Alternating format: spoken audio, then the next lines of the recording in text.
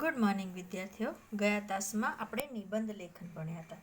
તો તમે ચર્ચા કરેલું નિબંધ લખી દીધો હશે. યાદ છે કયો હતો? વસંત વનમાં અને જન્મા વિદ્યાર્થીઓ. અને પછી વર્ષા ઋતુ પર પણ આપણે ચર્ચા કરી હતી. આજે આપણે કાવ્ય 11 શિકારીને શીખવાનું છે. એના કવિ છે કલાપી અને કલાપી એનું ઉપનામ છે. એનું પૂરું નામ છે સુરસિંહજી તકસિંહજી ગોહિલ. તમને પરીક્ષામાં પૂછાય માટે યાદ રાખજો વિદ્યાર્થીઓ. કવિ કલાપીનું પૂરું નામ શું છે? તો શેરસિંહજી તકસિંહજી ગોહિલ. અને આ સુરસિંહજીનું ઉપનામ શું છે? તો આવશે કલાપી. એમનો જન્મ છે 26/1/1874. અવસાન છે 9/6/1900. વિદ્યાર્થીઓ, આ કવિ ખાલી 26 વર્ષ જ જીવ્યા હતા, પણ એ 26 વર્ષમાં એમને ઘણા બધા કાર્યો કર્યા હતા. કવિતા સંગ્રહ એમનો છે કલાપીનો કેકારવ. અને પ્રવાસ ગણન છે કાશ્મીરનો પ્રવાસ. વિદ્યાર્થીઓ, તો આ કવિ કલાપી છે પ્રકૃતિ પ્રેમી કવિ છે. કારણ કે તમને શીર્ષક જ જો શિકારીને લખ્યું છે, બરાબર. તો હું સમજાવી દઉં કે આ કાવ્યમાં શું કહેવા માંગે છે. શિકારીને કાવ્યને આરંભે કવિ કોઈ યુવાન શિકારીને પક્ષીનો સંહાર ન કરવા વિનંતી કરે છે. પરમાત્માએ કરેલું વિશ્વનું સર્જન કેટલું સુંદર છે. તમે જોજો વિદ્યાર્થીઓ, બહાર તમે નજર કરો તો તેમાં પક્ષી, ફૂલો, લતા, ઝરણા, વૃક્ષો વગેરેમાં રહેલા સૌંદર્યને માણવા સૌએ સૌંદર્ય દ્રષ્ટિ કેળવવી પડે. વિદ્યાર્થીઓ, આપણી પાસે સૌંદર્ય દ્રષ્ટિ હોવી જોઈએ. જો સૌંદર્ય દ્રષ્ટિ હોય તો આપણે પક્ષી, ફૂલો, લતા, ઝરણા, વૃક્ષોને આપણે જોઈ શકીએ. આથી કવિ શિકારીને સમજાવે છે કે પક્ષીનો સંહાર કરવાનું માત્ર પક્ષીનું નિર્દોષ શરીર જ મળશે. જો તું પક્ષીનો સંહાર કરીશ તો તને ખાલી પક્ષીનું સ્થૂળ શરીર જ મળશે. એના મધુર ગીતો, એના મધુર કલરવ સાંભળવા નહીં મળે. પ્રકૃતિના તત્વો સાથે માનવ સહૃદયથી વર્તે તો જ વિશ્વમાં વસુદેવ કુટુંબકમની ભાવના જળવાશે. એટલે કે આખું વિશ્વ કુટુંબ છે, જેમાં ભગવાને એકલા મનુષ્યને નથી જન્મ આપ્યો, પશુ પક્ષી પણ આપણી સાથે રહે છે. વિદ્યાર્થી, તો એને પણ આપણે કોઈ નુકસાન ન પહોંચાડવું જોઈએ. કોઈનો સંહાર કરવાની ઈચ્છા પણ નહીં થાય, પરંતુ સમગ્ર સૃષ્ટિ પ્રત્યે આપણે અનુકંપા રાખવી જોઈએ. બરાબર ને? કે આપણે ગમ્મતમાં પણ કોઈ પક્ષીને પથ્થરો પણ મારવો જોઈએ નહીં. વિદ્યાર્થીઓ, તો થોડા આપણે ચિત્ર દ્વારા એની થોડી સમજૂતી મેળવી દઈએ. ચાલો તો જુઓ વિદ્યાર્થીઓ, આ ચિત્રમાં એક શિકારી પક્ષીઓનો શિકાર કરે છે, બરાબર. તો એવું કરવાનું કવિ કલાપી ના પાડે છે. પછી આગળ જોઈએ તો આપણે વૃક્ષો કાપ્યા છે. વૃક્ષો કાપે છે તો વૃક્ષો બી નહીં કાપવા જોઈએ, કારણ કે આપણે પ્રકૃતિને શું કરી દીધી છે? પ્રકૃતિનો વિનાશ કર્યો છે. તો એ વિનાશ ન કરવો જોઈએ. પ્રકૃતિનો વિનાશ થાય તો સમજી લેવાનું કે આપણો પણ વિનાશ નક્કી છે. વિદ્યાર્થીઓ, બરાબર. પછી આગળ જુઓ, આ કુદરતની પ્રકૃતિ કેટલી સરસ છે, જ્યાં ફૂલો છે, નદી છે, વૃક્ષો છે, ઝરણા છે, બરાબર. તો આને તો આપણે સૌંદર્ય માણવાનું હોય, એને દૂરથી એને જોવાનું હોય, એને નુકસાન પહોંચાડવાનું ન હોય. આ જુઓ પક્ષી, જુઓ વિદ્યાર્થીઓ કે પક્ષી કેટલું સુંદર છે, બરાબર ને. આ પક્ષી છે જે ફળ ખાઈ રહ્યું છે. તો આ રીતે કવિ કલાપી કહે છે કે તું પક્ષીઓને એની સુંદરતાને નિહાળ, એનો શિકાર કરવાનું તું રહેવા દે. પછી જુઓ, આ શિકારી છે, પક્ષીઓનો શું કરે છે? શિકાર કરે છે. તો આ કાવ્યમાં કવિ એવું પણ કહે છે કે તું પક્ષીનો શિકાર કરીશ તો તને ખાલી એનું સ્થૂળ શરીર જ મળશે. એની સુંદરતા જો તારે મેળવવી હોય તો કંઈક છુપાઈને એનું સુમધુર એનું ગાન, એનો ટહુકો સાંભળ, એના ગીતો સાંભળ, તો તને એ ગીતો કુદરત સાથે જોડી દેશે. ચાલો હવે આપણે જોઈએ કાવ્ય એક શિકારીને. તો અહીંયા આ જે છે વ્યક્તિ, એ ખાલી પક્ષીનું ગીત સાંભળવાનું કહે છે. તો તું પક્ષીનું ગીત સાંભળ, એનો સંહાર કરીશ નહીં, બરાબર.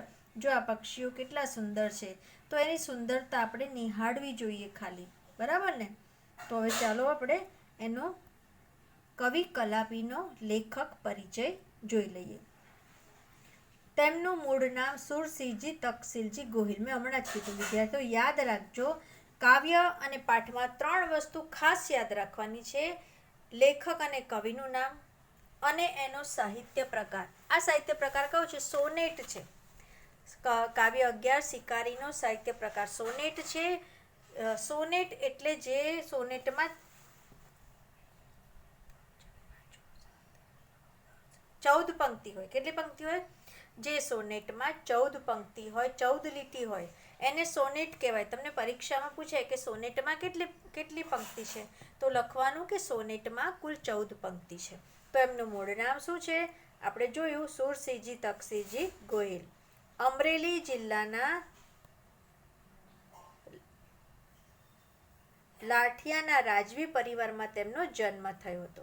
કલાપીનો કેકારવ સંગ્રહમાં તેમની કવિ તરીકેની પ્રતિમાનો પરિચય થાય છે.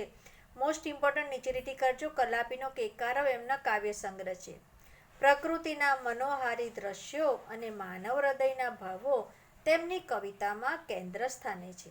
કાશ્મીરનો પ્રવાસ તેમનો પ્રવાસ ગ્રંથ છે. લખજો, નીચે લીટી કરજો. એમનો પ્રવાસ ગ્રંથ કયો છે? તો કાશ્મીરનો પ્રવાસ. અને કલાપીનો કેકારવ એમનો કાવ્ય સંગ્રહ છે. તો આ 2 મોસ્ટ ઇમ્પોર્ટન્ટ છે, યાદ રાખજો. ચાલો, આ કાવ્યમાં પ્રકૃતિ જગત, પ્રાણી જગત સાથેનું સૌહાર્દ્ય અને સૌંદર્ય દ્રષ્ટિએ આવરી લીધા છે. કાવ્યનાયક યુવાનને વાર્તા કહે છે. એક યુવાન શું કરે છે? પક્ષીનો સંહાર કરે છે. તો આ કવિ કલાપી એને વાર્તા કહે છે, તું આ સંહાર રહેવા દે. આ આખું વિશ્વ સંતોનો આશ્રય છે. આખા વિશ્વમાં સંતો છે, બરાબર. વેદોની વસુધમ કુટુંબકમની ભાવના અહીં વર્ણાયેલી છે. આ સૃષ્ટિમાં પક્ષી, ફૂલ, ઝરણા બધું જ છે. તે એકરૂપ છે, એટલે બધા એકરૂપ છે. પશુ, પક્ષી ને મનુષ્ય અને પ્રકૃતિ. વળી સૌંદર્યનો એક મૂળગામી પ્રશ્ન અહીં છે. તીરથી મારીને તો માત્ર પક્ષીનું સ્થૂળ શરીર જ મળશે, તેનો આત્મા કે તેના ગીત નહીં મળે. આ જ વાત મનુષ્યને પણ એટલી જ લાગુ પડે છે. સુંદરતા પામવા માટે પહેલાં આપણે સુંદર બનવું પડે. આ માત્ર શરીરની સુંદરતાની વાત નથી, પણ સમગ્ર વ્યક્તિત્વની સુંદરતાની વાત છે. એક બાહ્ય સુંદરતા ન જોઈએ, મનથી પણ સુંદરતા જોઈએ. આપણે સુંદરતા કેળવવી પડે. તો આપણે સુંદરતા કેળવીશું તો આપણે પ્રકૃતિને સુંદર રીતે નિહાળી શકીશું. કાવ્ય તે સમગ્ર સૃષ્ટિ ઉપર અનુકંપા કરવાની વાત કવિ કરે છે. આ કૃતિ અનુષ્ટુપ છંદમાં લખાયેલી છે. બીજું મોસ્ટ ઇમ્પોર્ટન્ટ વિદ્યાર્થીઓ, તમને આપણે આગળ છંદ શીખીશું ત્યારે ખબર તમને હું જણાવીશ.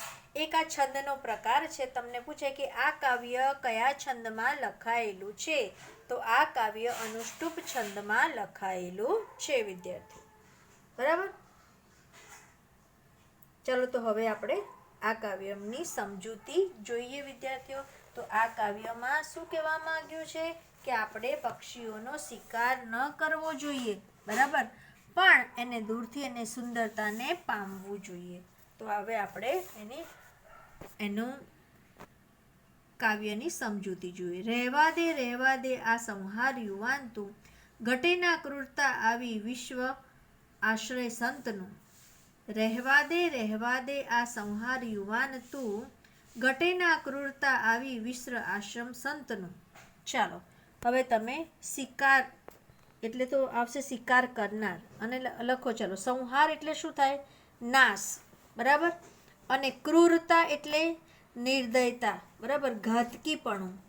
અને આશ્રમ એટલે સંતોનું નિવાસ સ્થાન. આપણો આ દેશ છે સંતોનો શું છે? નિવાસ સ્થાન છે, બરાબર. જ્યાં મહાન સંતો રહે છે. તો અહીંયા કહે છે કે યુવાન, તું આ સંહાર કરવાનું રહેવા દે. તને આ નિર્દયતા શોભતી નથી. સમગ્ર વિશ્વ સંતોનો આશ્રય છે. તો આ 2 લીટીમાં કવિ શિકારીને પક્ષીનો સંહાર કરવાનું છોડી દેવા અંગે કહે છે. અને એમ કહેતા કવિશ્રી કલાપી કહે છે કે હે શિકારી, તને આવી ક્રૂરતા શોભા દેતી નથી. કેમ નથી દેતી? કારણ કે સગળ વિશ્વ સંતોનો આશ્રય છે. આખું વિશ્વ સંતોની ભૂમિ છે, અને આપણે સંતોની ભૂમિમાં આપણે પક્ષીઓનો સંહાર કરીએ એ આપણને શોભતું નથી વિદ્યાર્થી. ચાલો આગળ જોઈએ. પંખીડા ફૂલડા રૂડા લતા આ ઝરણા તરુ, ઘટે ના ક્રૂર દ્રષ્ટિ અહીં ત્યાં વિશ્વ સૌંદર્ય કુમળું. પંખીડા ફૂલડા રૂડા લતા આ ઝરણું તરુ, ઘટે ના ક્રૂર દ્રષ્ટિ અહીં ત્યાં વિશ્વ સૌંદર્ય કુમળું. ચાલો બીજો શબ્દાર્થમાં લખો. રૂડું એટલે સારું, લતા એટલે વેલ આવે, તરુ એટલે તો તમને ખબર જ છે વૃક્ષ થાય, ઝાડ થાય, કુર દ્રષ્ટિ એટલે નિર્દય દ્રષ્ટિ, ઘાતકી દ્રષ્ટિ, બરાબર, અને સૌંદર્ય એટલે સુંદરતા. તો ફરી આપણે જોઈએ તો આ વિશ્વરૂપી આશ્રમમાં હે મનુષ્ય તું એકલો નથી રહેતો, તારી સાથે કોણ રહે છે? તો અહીંયા સુંદર પક્ષીઓ છે, સુંદર સુંદર રંગબેરંગી ફૂલો છે, લતા એટલે વેલ છે, સરસ મજાના ઝરણા વહે છે, અને તરુ એટલે વૃક્ષો વગેરે છે. હે મનુષ્ય તું આ સૃષ્ટિ પર, આ પૃથ્વી પર એકલો નથી રહેતો, તારી સાથે કેટલા બધા પ્રકૃતિ સૌંદર્યના તત્વો છે. કયા તત્વો છે? સુંદર સુંદર પક્ષીઓ છે, રંગબેરંગી પક્ષીઓ છે, બરાબર ને, રંગબેરંગી ફૂલો પણ છે, અને એ ફૂલોમાંથી સરસ મજાની સુગંધ પણ આવે છે. લતા એટલે વેલીઓ છે, ઝરણા છે, અને વૃક્ષો વગેરે છે. ત્યાં તને આવી નિર્દય ઘાતકી દ્રષ્ટિ શોભતી નથી. આ ઘટે ના કુર દ્રષ્ટિ, ઘટે એટલે તને આ શોભતું નથી, આ વિશ્વ સૌંદર્ય કુમળું. તને આ નિર્દય દ્રષ્ટિ શોભતી નથી, આ વિશ્વ કોમળ અને સુંદર છે. કુમળું એટલે કોમળ. આ વિશ્વ કેવું છે? કોમળ અને સુંદર છે. તો કવિ કહે છે કે અનેક પ્રકૃતિ તત્વોનું સૌંદર્ય આ વિશ્વમાં રહેલું છે. એમાં ફૂલ છે, ઝરણા છે, વૃક્ષો છે. તું પક્ષીનો શિકાર કરીને શું મેળવીશ? માટે તું રહેવા દે, પક્ષીનો શિકાર કરીશ નહીં, એમ કવિ કલાપી શિકારીને કહે છે, બરાબર ને. તો તું આ નિર્દય પક્ષી એ તારું કશું જ બગાડ્યું નથી, માટે તું એનો સંહાર કરીને એને નુકસાન પહોંચાડીશ નહીં. સમજૂતી આગળ જોઈએ.